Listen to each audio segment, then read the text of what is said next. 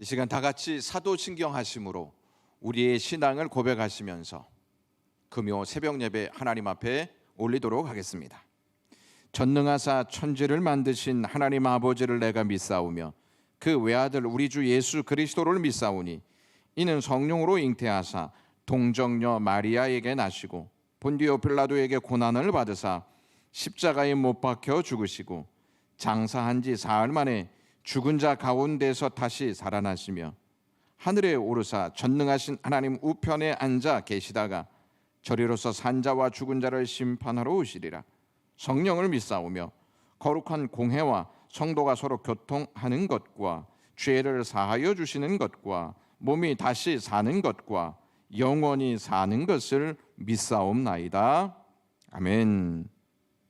시간 저희들에게 주시는 하나님의 말씀은 누가복음 6장 1절에서 5절 말씀까지 보도록 하겠습니다.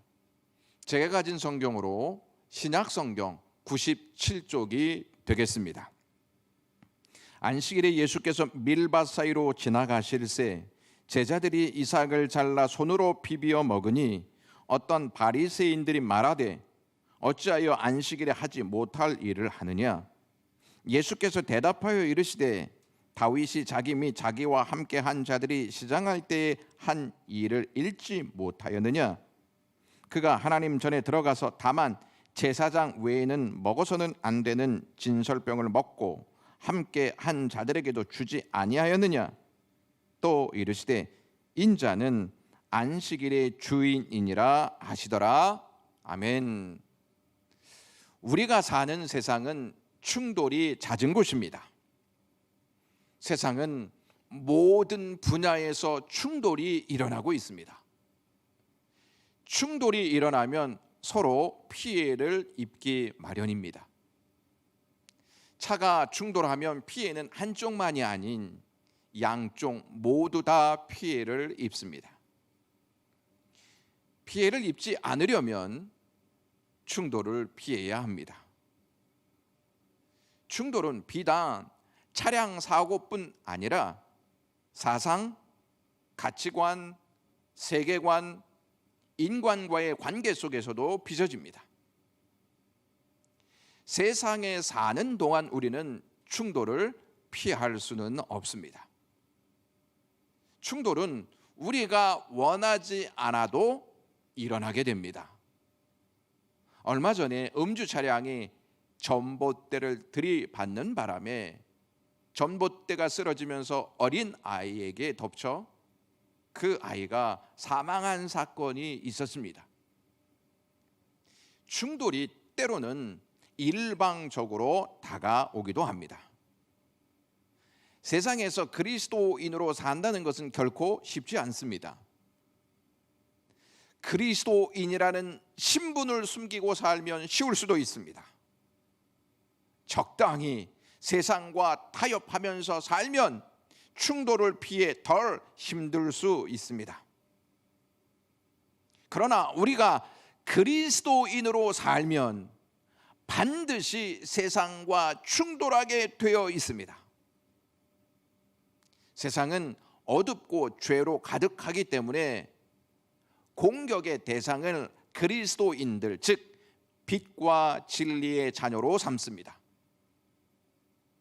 우리가 어떤 행동을 하지 않아도 가만히 있어도 지켜보고 있다가 교묘하고 교활한 방법을 써서 우리를 자극하여 충돌하게 만듭니다.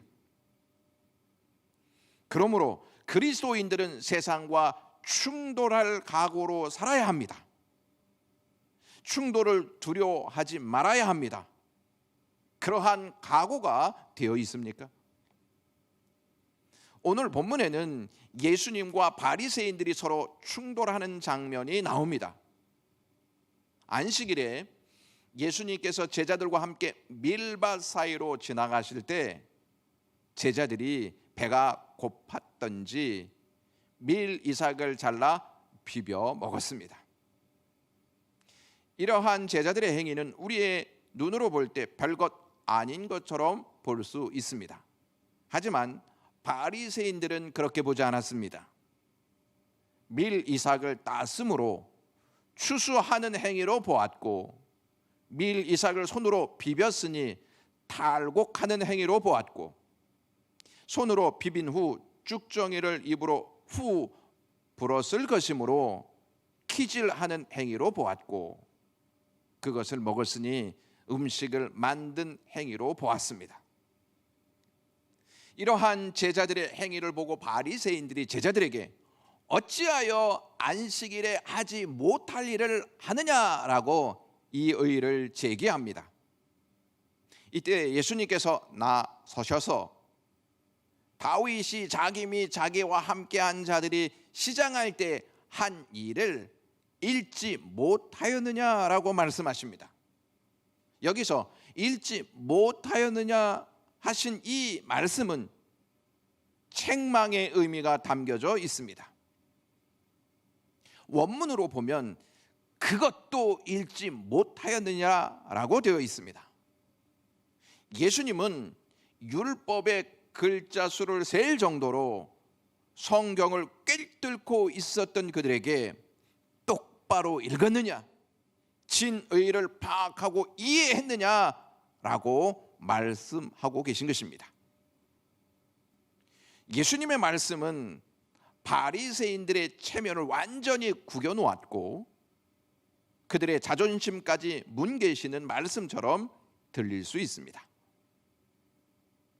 예수님은 그들과 대화를 잘해서 충돌을 피할 수도 있었는데 그렇게 하지 않으시고 그들이 놓치고 있는 것이 무엇인지, 그로 인해 그들이 범하고 있는 잘못이 무엇인지를 지적하시면서 충돌을 피하고 계시지 않습니다. 주님은 거짓된 것과 결탁하거나 그것들을 좋게 여겨 넘어가시는 법이 없으셨습니다. 충돌은 꼭 세상에만 일어나는 현상이 아닙니다.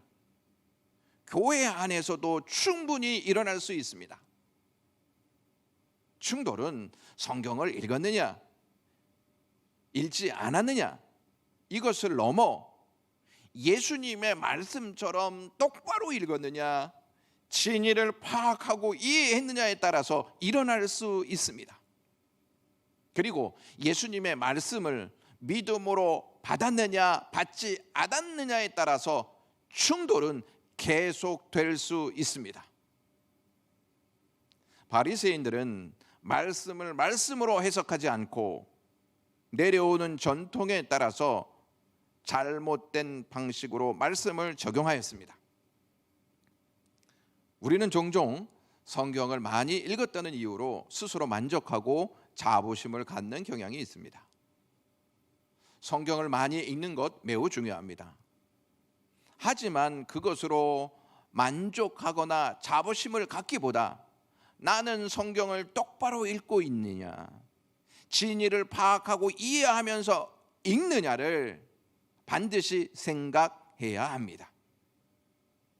그렇지 않으면 우리는 비진리가 아닌 진리와 충돌하게 될지도 모릅니다. 교회를 힘들게 하는 사람이 어떠한 사람인지 아십니까? 성경을 전혀 모르는 사람이 아니라 대충 알고 자기의 주장을 그것에 섞어서 내세우는 사람들입니다. 그리고 무작정 열심을 내는 사람입니다. 무작정으로 내는 열심을 참된 헌신으로 삼는 사람들, 그 사람들이 교회를 힘들게 합니다. 성경을 똑바로 읽지 못하고 진리를 파악하지 못한 바리새인들은 의무만을 내세워 사람들을 통제하는 수단으로 사용했습니다. 그 결과로 그들은 무엇을 가치로 여겨야 하는지, 자신들이 놓치고 있는 부분이 무엇인지도 알지 못한 채 자신들의 취지와 맞지 않는다고 예수님과 충돌을 일으키고 있습니다. 사탄은 어떤 사람을 사용해야 할지 잘 알고 있습니다. 성경을 똑바로 읽지 않고 진의를 파악하지 않고 읽는 사람들입니다. 그들로 하여금 바리새인들과 같이 예수님과 충돌을 일으키게 만듭니다. 호세아 선지자는 호세아서 4장 14절에서 깨닫지 못하는 백성은 망하리라 라고 선포했습니다. 성경을 깨닫지 못하는 백성은 반드시 진리와 충돌에 자멸하고 말 것입니다. 성경을 똑바로 읽지 못하고 진리를 파악하고 성경을 읽지 않는 사람은 진정한 가치가 무엇인지를 놓치게 됩니다. 성경을 똑바로 읽지 못하고 진리를 파악하지 못한 바리새인들은 의무만을 내세워 사람들을 통제하는 수단으로 사용하려 하였지 생명의 가치를 놓치고 있었습니다. 예수님이 3절과 4절에 다윗을 들어 지금의 상황을 말씀하시는 것은 인간의 기본적인 필요가 의식적인 법에 우선한다는 원리를 제시하시면서 생명이 우선임을 말씀하고 계신 것입니다. 성경은 생명을 위해 주신 말씀입니다. 성경은 그 무엇보다 생명의 가치가 얼마나 중요한지를 다루고 있습니다. 예수님은 누가복음 10장에서 어떤 사람이 강도들을 만나 거의 죽은 상태에서 버려진 채 있는 내용을 말씀하십니다. 그리고 제사장과 레위인이 그를 어떻게 대했는지 언급하십니다. 제사장과 레위인은 동일하게 그 사람을 대합니다. 강도 만나 버려진 사람을 분명히 보았으면서도 그를 살리지 않고 그냥 피하여 지나갑니다. 이에 선한 사마리아 사람은 그를 보고 불쌍히 여겨 비용을 내면서 그 사람의 생명을 건져냅니다.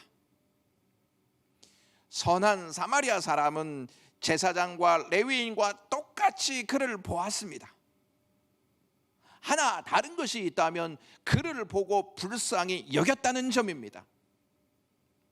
여기서 불쌍히 여겼다는 이 단어는 예수님께서 기적을 행하실 때 가슴속 깊은 곳에서 애끓듯이 우러나오는 사랑의 마음을 표현합니다. 한 생명이 천하보다 귀하다고 말씀하신 예수님은 이미 죄로 죽은 우리를 불쌍히 여기심으로 우리를 살리시기 위해서 이 땅에 오셨고 십자가에서 우리 죄를 대신해 죽으셨습니다. 그리고 부활하심으로 우리에게 영원한 생명을 주셨습니다.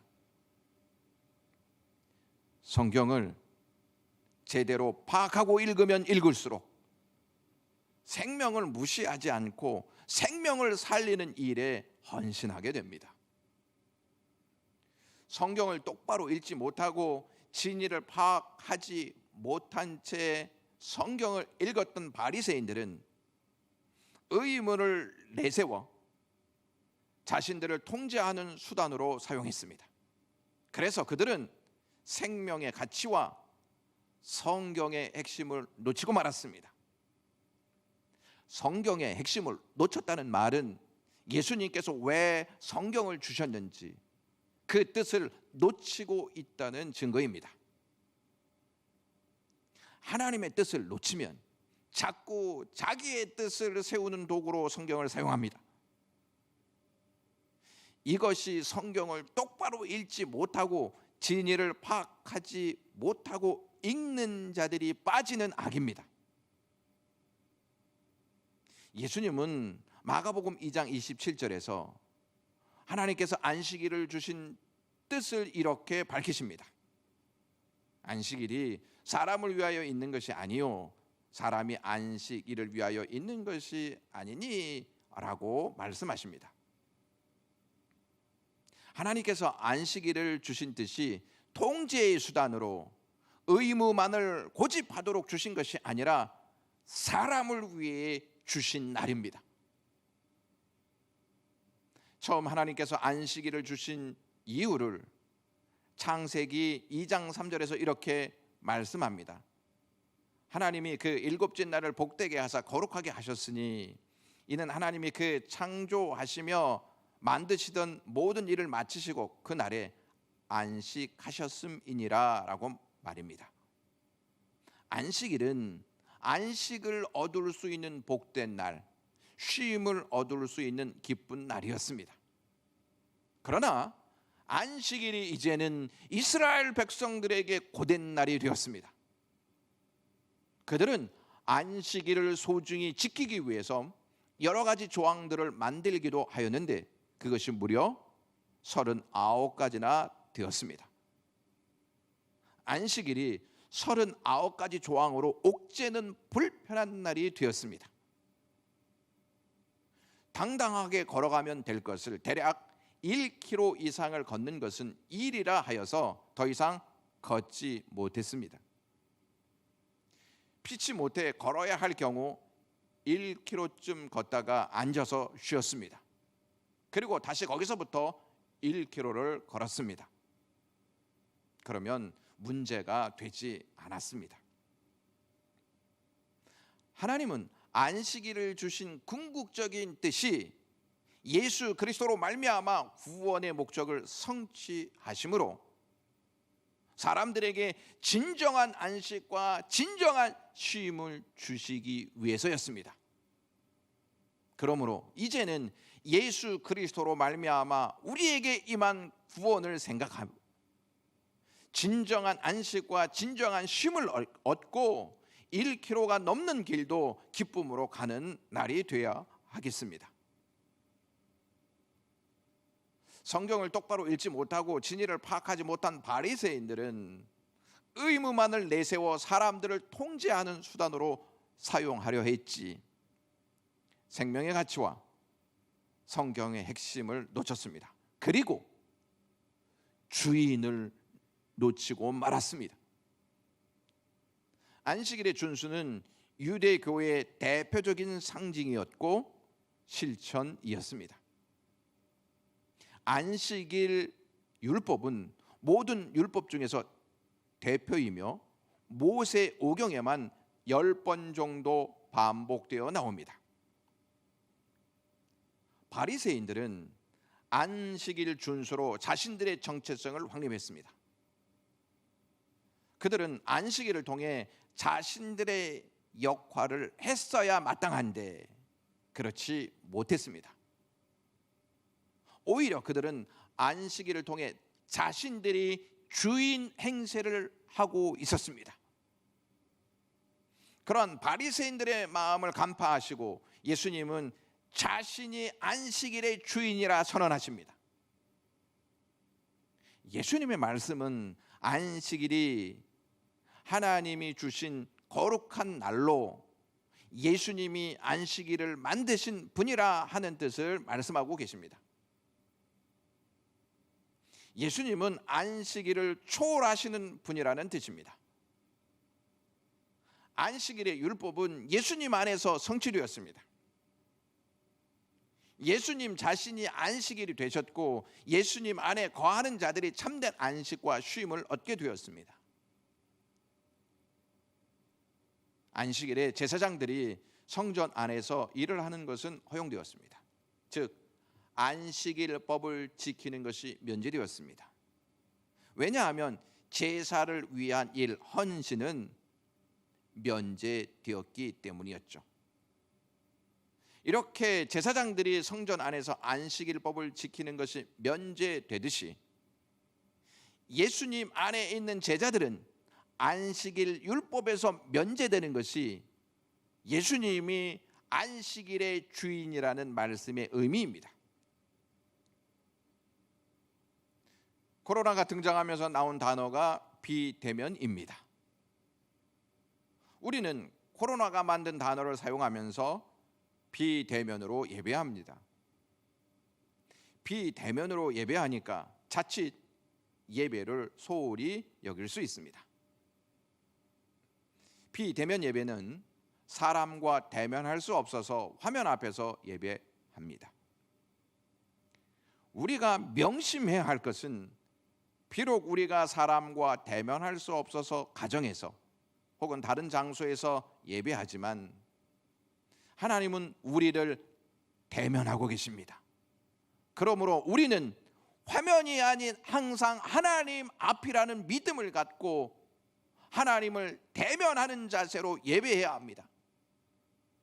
그것이 주일의 주인이신 예수님을 섬기는 자의 바른 모습입니다. 진정한 가치, 말씀의 핵심을 놓치고 주인이신 예수님마저 놓친 바리새인들은 제자들에게 이러한 말로 이 의의를 제기했습니다. 어찌하여 안식일에 하지 못할 일을 하느냐라고 말입니다. 제자들에게 안식일에 하지 못할 일을 하느냐고 꼬집으면서 정작 자신들은 안식일에 해야 할 일을 하지 못하고 있었습니다. 그들이 해야 할 일은 안식일의 주인으로 오신 예수 그리스도를 믿고 영접하는 것입니다. 그리고 전통에서 벗어나 잘못된 해석을 내려놓고 주님의 말씀대로 잘못을 회개하고 본질로 돌아와야 합니다. 6절 말씀 보시면 또 다른 안식일에 예수님은 치유 사건으로 다시 논쟁거리의 불을 지피십니다. 그 결과로 11절에 바리새인들은 노기가 가득하여 예수님을 어떻게 해야 할지 몰라 안절부절합니다. 예수님은 안식일의 치유 사건으로 어떠한 결과가 일어날지 뻔히 아셨으면서도 왜 충돌거리를 만드셨을까요? 8절 말씀 보시면 예수님이 그들의 생각을 아시고라는 말씀이 나옵니다. 안식일의 본래 목적을 되돌리기 위해서 예수님은 그렇게 하신 것입니다. 비본질이 난무한 세상에서 충돌이 있더라도 예수님은 본질을 위해서 사셨습니다. 본질로 돌아오지 않으면 참된 안식, 참된 쉼을 얻을 수 없기 때문입니다. 사랑하는 영광교회 성도 여러분, 말씀의 본질로 돌아가지 않으면 진정한 가치, 말씀의 핵심, 그리고 성경의 주인, 만왕의 왕이신 예수님이 주인이심을 다 놓치고 삶을 살아가게 됩니다. 그 길은 사는 길이 아니고 죽는 길입니다. 말씀의 본질로 돌아올 때 생명의 가치, 말씀의 핵심, 그리고 우리의 주인이신 예수님을 바로 깨닫게 됩니다. 그것이 우리의 살 길입니다. 기도하겠습니다. 하나님 아버지, 오늘도 저희들에게 이 말씀 주셔서 감사합니다. 하나님께서 주신 말씀으로 살아갈 수 있게 해주시고 늘 우리는 말씀을 읽으면서 본질로 돌아가야 한다는 믿음으로 말씀을 읽고 깨닫고 말씀대로 삶을 살아낼 수 있는 저희들의 모습 되게 하시옵소서. 영광교회 성도들 오늘도 코로나 바이러스에 넘어가지 않게 해주시고 악에 넘어가지 않게 해주시고 불신에 넘어가지 아니하도록 하나님께서 역사하시옵소서. 오늘도 영적 싸움에서 승리하게 하시고 병약한 영광교회 성도들을 붙잡아 주옵소서. 군에 있는 아들들에게도 오늘도 은혜를 주시고 해외 나가 있는 영광교회 자녀들에게 구름 기둥과 불 기둥으로 지켜주심의 역사를 허락하시옵소서. 모든 영광을 하나님께 돌리오며 예수 그리스도의 이름으로 기도드리옵나이다. 아멘.